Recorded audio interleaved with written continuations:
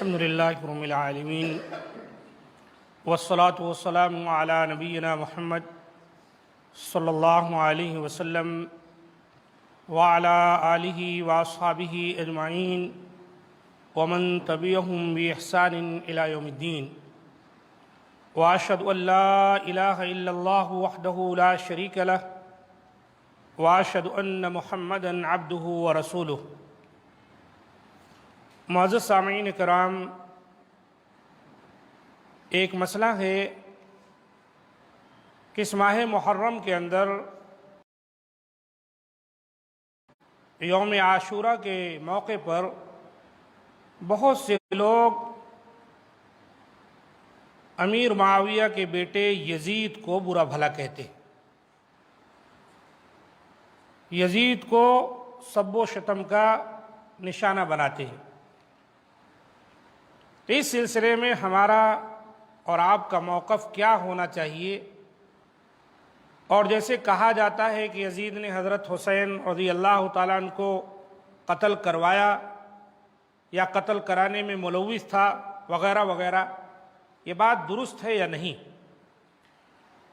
تو اسی طرح ایک مسئلہ یزید رحمۃ اللہ علیہ پر سب و شتم کا ہے، جسے بدقسمتی سے رواج عام حاصل ہو گیا ہے، رواج عام حاصل ہو گیا ہے، اور بڑے بڑے علامہ فہامہ بھی یزید کا نام برے الفاظ سے لیتے ہیں، بلکہ اس پر لعنت کرنے میں بھی کوئی حرج نہیں سمجھتے، اور اس کو حب حسین اور حب اہل بیت کا لازمی تقاضا سمجھتے ہیں، حالانکہ یہ بھی اہل سنت کے مزاج اور مسلک سے ناواقفیت کی وجہ سے ہے اور ناواقفیت کا نتیجہ ہے۔ محققین علماء اہل سنت نے یزید پر سب و شتم کرنے سے بھی روکا ہے، اور اسی ضمن میں اس امر کی صراحت بھی کی ہے کہ یزید کا قتل حسین میں نہ کوئی ہاتھ ہے، نہ اس نے کوئی حکم دیا، اور نہ اس میں اس کی رضامندی ہی شامل تھی۔ شیخ الاسلام امام ابن تیمیہ رحمۃ اللہ علیہ نے یہ بات کہی ہے، اور امام غزالی کی تصریحات بھی اس طرح سے ملتی ہیں۔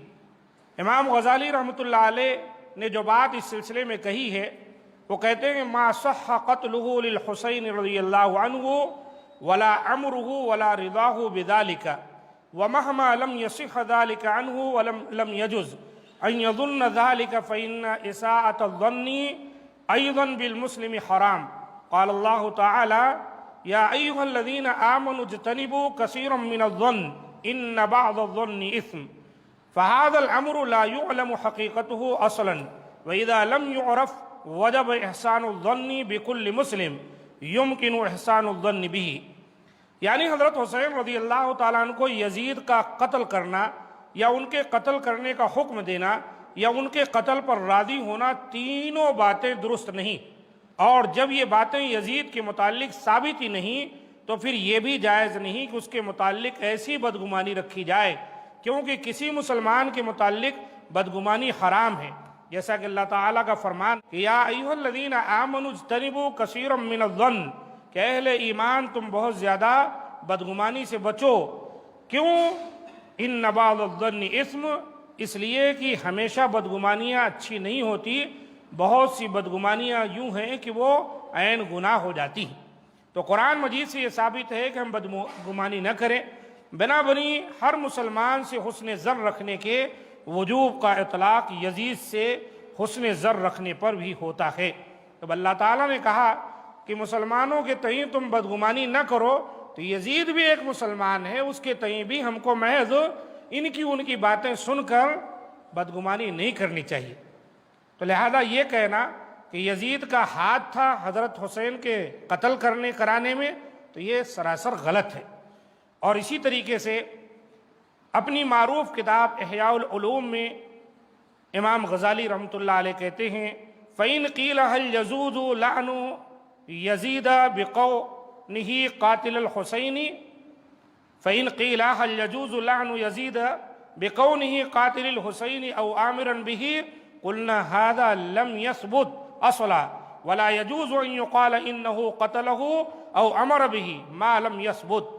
یعنی اگر سوال کیا جائے کہ کیا یزید پر لعنت کرنی جائز ہے، کیونکہ وہ حضرت حسین رضی اللہ تعالیٰ عنہ کا قاتل ہے یا قتل کا حکم دینے والا ہے، تو ہم جواب میں کہیں گے یہ باتیں قطعاً درست نہیں، یہ باتیں قطعاً درست نہیں، کیونکہ یہ ثابت ہی نہیں ہے کہ یزید نے ایسا حکم دیا ہو یا خود جو ہے ان کے قتل میں شریک ہو، اور جب تک یہ باتیں ثابت نہ ہوں اس کے متعلق یہ کہنا جائز نہیں کہ اس نے قتل کیا یا قتل کا حکم دیا ہے۔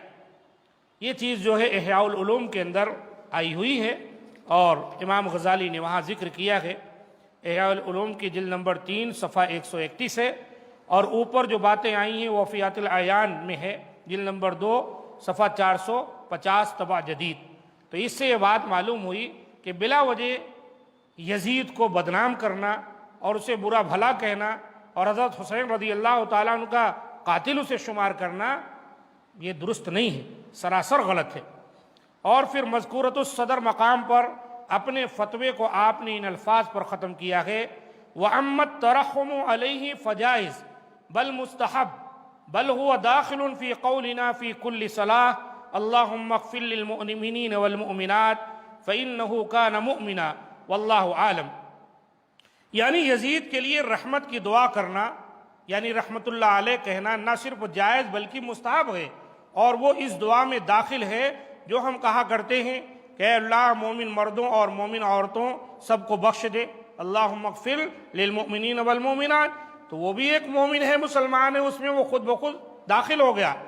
اور اسی طریقے سے اس لیے بھی ہم دعا کر سکتے ہیں کہ یزید مومن اور مسلمان ہے، یزید کافر نہیں ہے جیسا کہ ایک طبقہ کہتا ہے، اور اس کا کہنا سراسر غلط ہے۔ دیکھا آپ نے امام غزالی رحمۃ اللہ علیہ نے یہ بات واضح کر دی۔ اور تو چھوڑیے مولانا احمد رضا خان کی صراحت، جو اہل سنت والجماعت جو بریلوی طبقہ ہے ان کے امام ہیں، امام احمد رضا خان صاحب، جن کو اپنا بہت بڑا عالم سمجھتے ہیں۔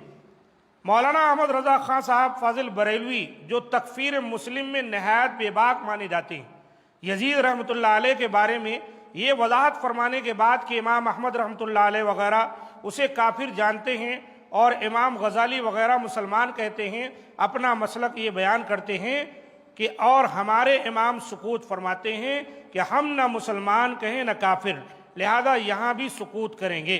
ان کی کتاب احکام شریعت ہے، صفحہ 88 حصہ 2 میں انہوں نے یہ بات کہی کہ ہم کافر نہیں کہہ سکتے یزید کو، اور نہ ہم اپنی جانب سے مسلمان کہیں گے۔ حالانکہ یہ فتویٰ بھی درست نہیں ہے، وہ مسلمان ہے، مومن ہے۔ کیوں؟ ایک مسلمان اگر بہت بڑا کبیرہ گناہ بھی کر دے تو بھی ہم اس کو کافر نہیں کہہ سکتے اور ہمیشہ کے لیے جہنمی نہیں کہہ سکتے۔ کیوں؟ جن سے بھی بڑے گناہ سرزد ہوتے ہیں، اگر وہ شرک نہیں ہے تو اللہ تعالیٰ تمام گناہوں کو بخش دے گا۔ ان اللہ لا یغفر ان یشرک بہ ویغفر ما دون ذلک لمن یشاء۔ اگر بندہ توبہ کر لیا تو اللہ ویسے معاف کرنے والے۔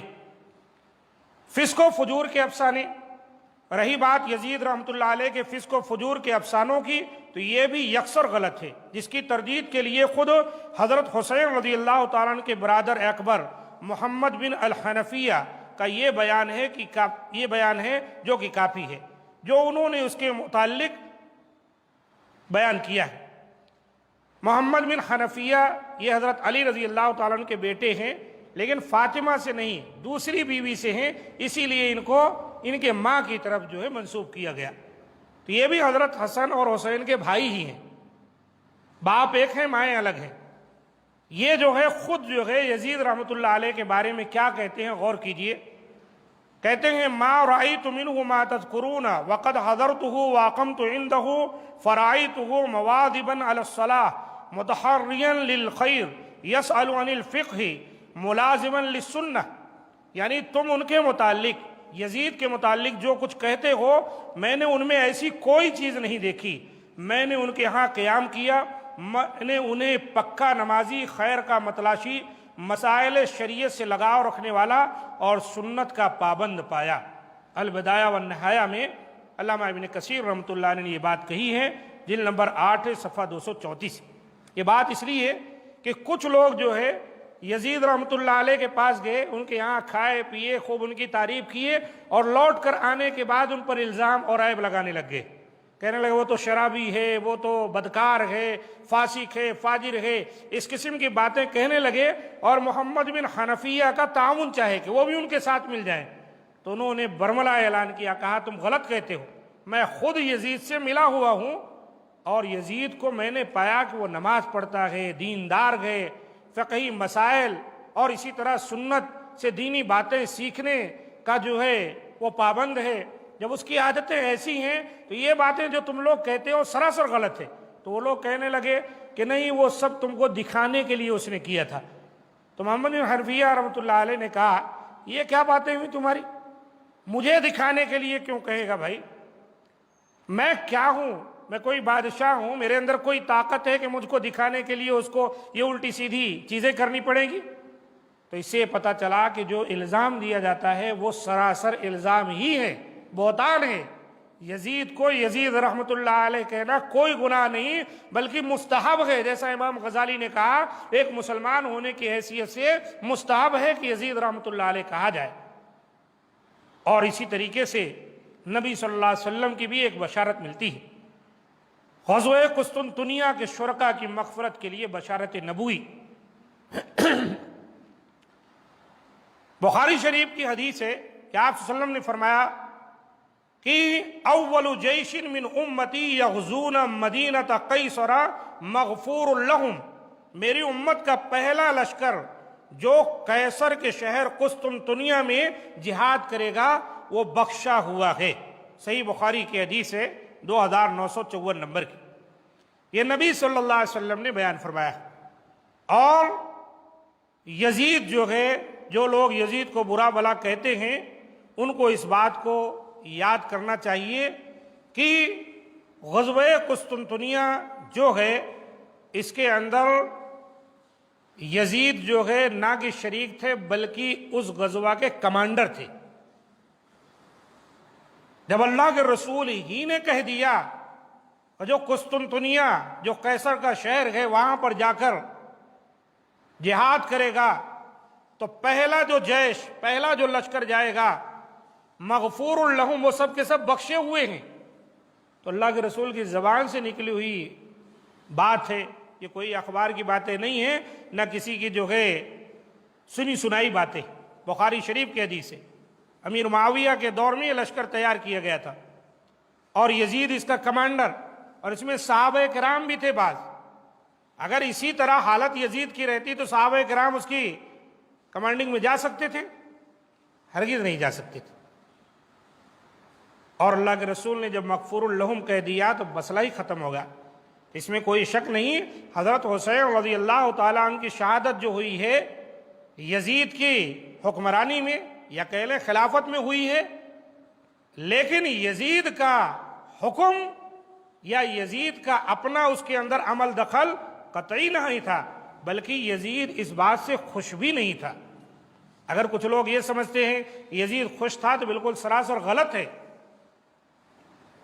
جب پتہ چلا یزید کو حضرت حسین رضی اللہ تعالیٰ عنہ کو شہید کر دیا گیا ہے تو جس نے شہید کیا تھا اس کے تعلق سے یزید نے کیا کہا قبح اللہ ابن مرجانہ لو کانت بینہ وبینکم رحم و قرابۃ ما فعل ھذا بکم۔ تاریخ الطبری میں جلد نمبر 4 صفحہ 353 پر یہ بات آئی ہے، اسی طرح بدایہ میں بھی۔ عبید اللہ بن زیاد جو ابن مرجانہ ہے اسی نے شہید کیا تھا یا کروایا تھا۔ اللہ کی پھٹکار ہو اس پر، یزید نے کہا واللہ اگر وہ خود حسین رضی اللہ تعالیٰ عنہ کا رشتہ دار ہوتا تو ہرگز قتل نہ کرتا۔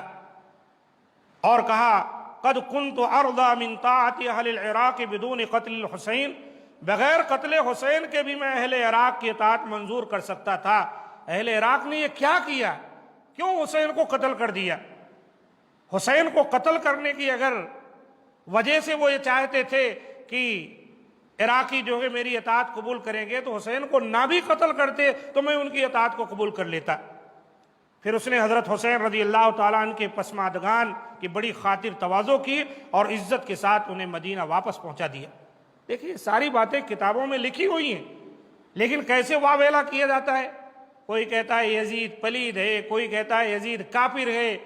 اگر ذرا بھی یزید کی طرف سے کچھ بھی رہنمائی کوئی کرنا چاہے، کہنا چاہے، تو اس کو بھی کافر قرار دے دیا جاتا ہے، یزیدی کہا جاتا ہے۔